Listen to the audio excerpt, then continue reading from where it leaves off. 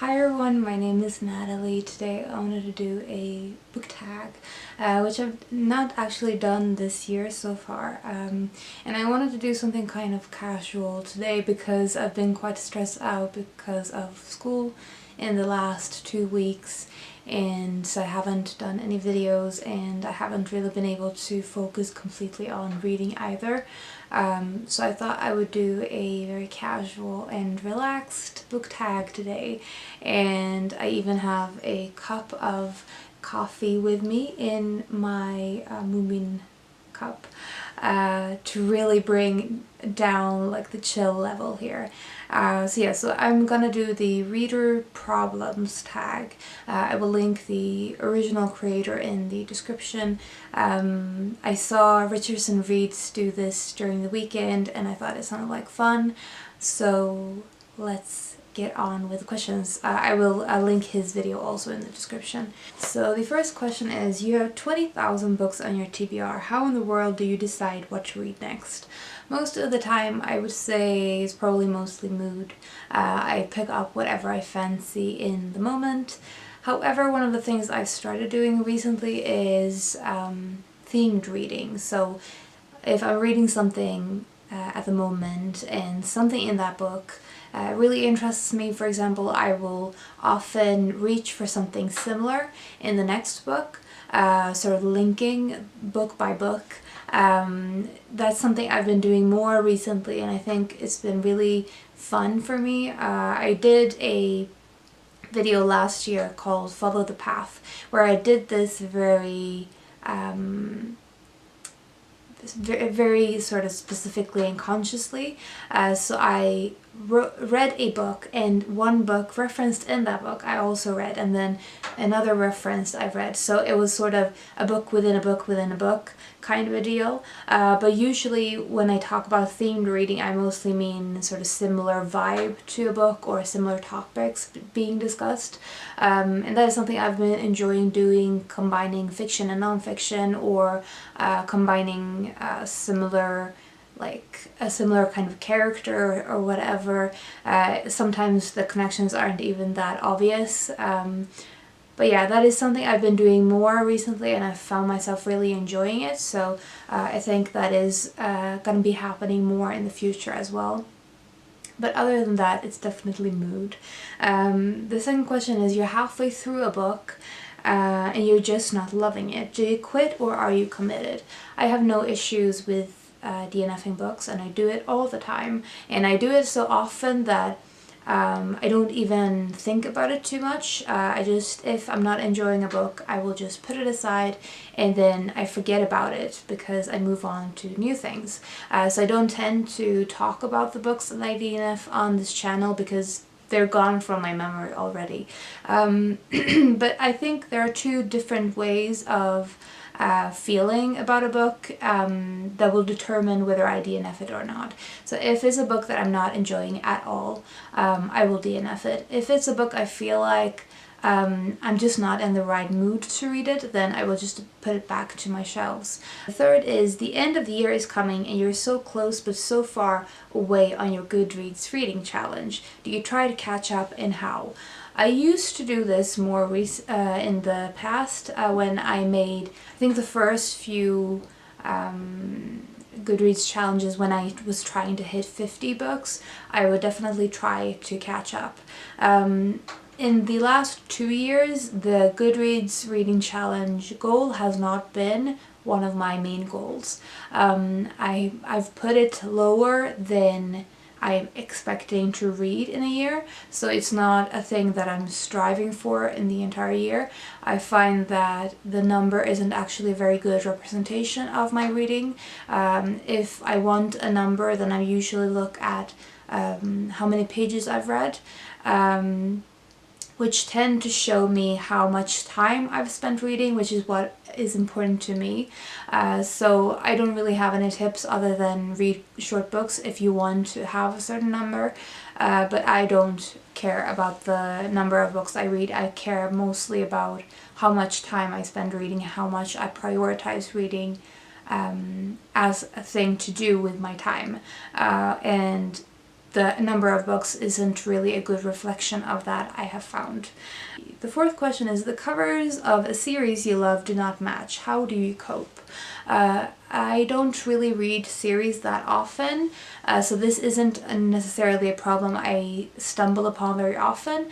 But I think it is similar with having several books by one author, and I don't think I would love books to match more, but it is not a thing that necessarily bothers me too much. Sometimes I will collect a specific edition and I want the books in that edition, so they will naturally match. But I have several series and books by one author that do not match, and that doesn't really bother me.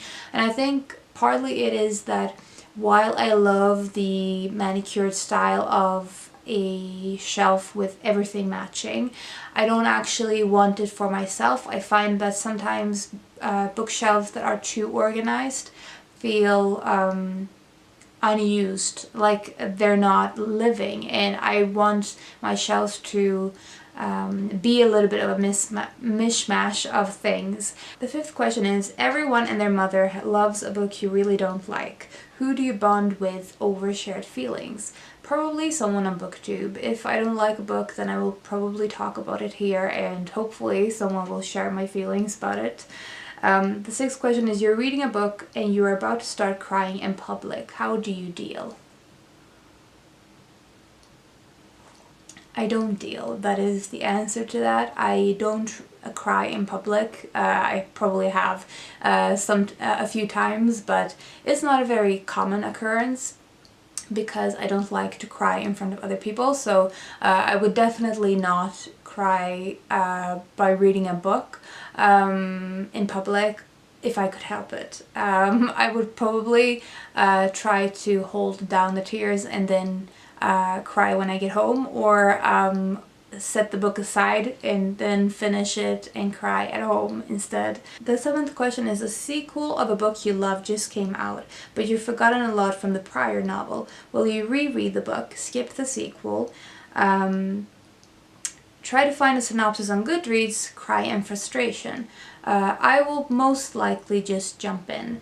I've never reread a book prior, I don't think, unless I did that for Hunger Games, but I don't think so. I usually just jump in and expect that I will catch up eventually. If I'm really fuzzy on a book, then I might look up a synopsis or even read my review for the previous book, which usually helps enough to make me prepared for the new one. The eighth question is, you do not want anyone borrowing your books. How do you politely tell people no when they ask?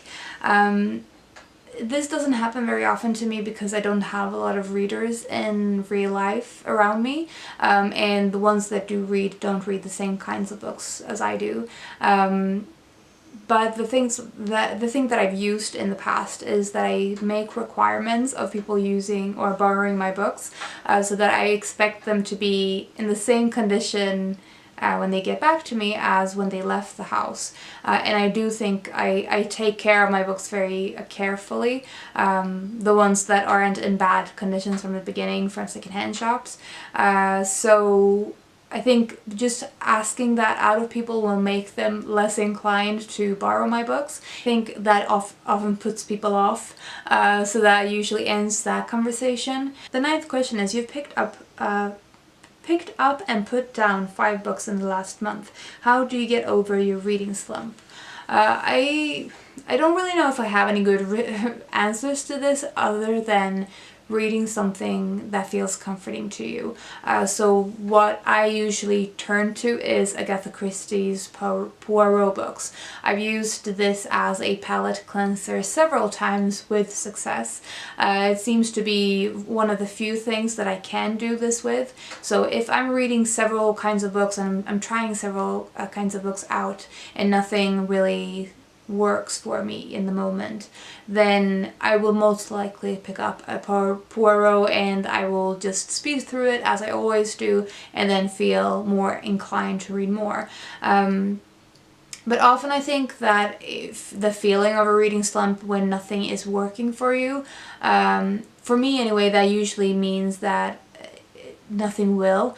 So I just allow that feeling to sort of work itself out, and then I pick up something else another day, or I take a break and do something else, because usually it means that I'm too stressed out to concentrate, which has been a little bit of the case lately in the last few weeks. As I said, I've been quite stressed out because of school, so but I also usually turn to things like audiobooks when I can't focus on text, and I find that often audiobooks can be the perfect solution for me, but it has to be a good narrator, so it's not necessarily a thing that always works. But I would say just stick to something that is comforting and that is easy for you to get involved in, and whatever that means to you. For me, it's golden era murder mysteries. For you, it might be middle grade, or it might be rereading Harry Potter. I know a lot of people do that. I think I would likely be rereading the Nevermore books in the future as a comfort read, or as a thing to get out of a reading slump. But yeah, I would say anything comforting is always a good option. The 10th question is, there are so many books, so many new books coming out that you're dying to read. How many do you actually buy? Too many of them. The 11th question is, the last question is, after you've bought the new books you can't wait to get to, how long do they sit on your shelf before you get to them? I would like to say that it's a short time, but it really depends.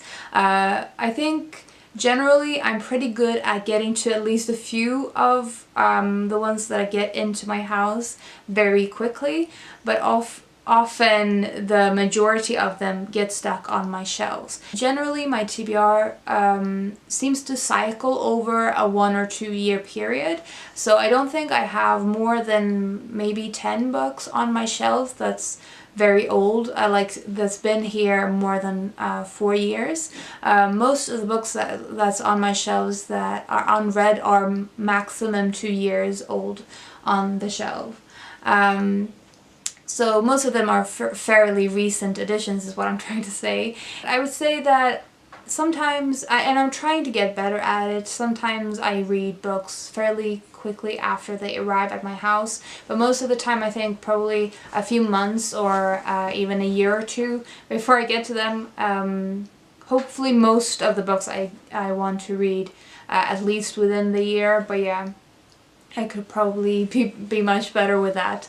And yeah, we're not even going to get into the details of how many books I have unread because it's getting a little bit out of hand. So those are all the questions for the reader problems tag. I wanted to tag a few people as well. I tag Amy Anders, who I love, as I've said in several videos I think, but I just find her videos so relaxing and such a perfect end of my day.